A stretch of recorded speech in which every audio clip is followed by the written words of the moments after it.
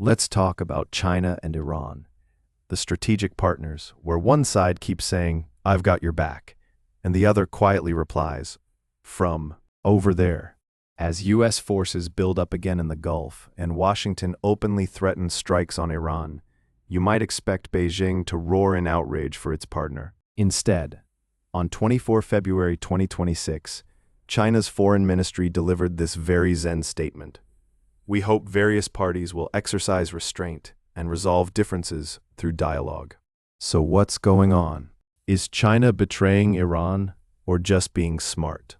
First, China's official line. Beijing says it respects Iran's sovereignty, opposes unilateral U.S. sanctions, and supports reviving the Iran nuclear deal, the JCPOA. In 2021, it signed that big 25-year cooperation agreement with Tehran, and in 2023, it even brokered the Saudi-Iran diplomatic thaw, a huge diplomatic flex in the region.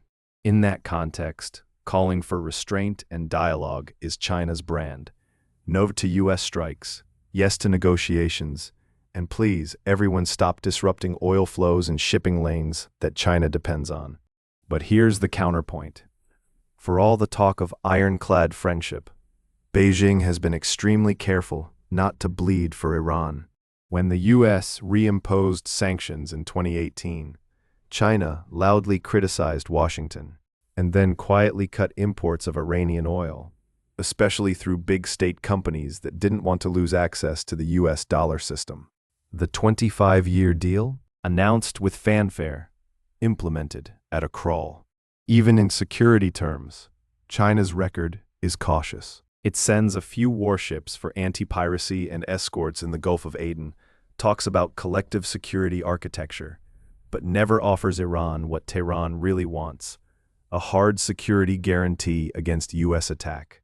And when Iran-linked groups have threatened shipping in the Gulf or Red Sea, routes vital to China's trade, Beijing's message has been remarkably consistent. "We understand your grievances, but do not touch our commerce." So no, China isn't abandoning Iran. It's doing what great powers often do, using warm political language to mask a very cold cost-benefit calculation. There is a bit of double standard here.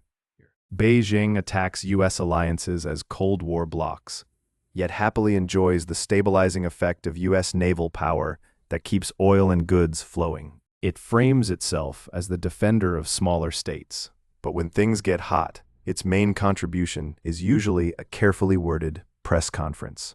The takeaway? China's restrained statement on 24 February is not meaningless. Diplomacy and de-escalation actually matter in a region that's had more than enough wars. But Iran and the rest of the world should be clear-eyed. A strategic partnership with China currently comes with trade, investment, and sympathetic speeches, not with a promise to stand in the line of fire. In other words, Beijing wants to be the peacemaker in the Gulf, not the bodyguard. And that's fine, as long as everyone stops pretending it's both.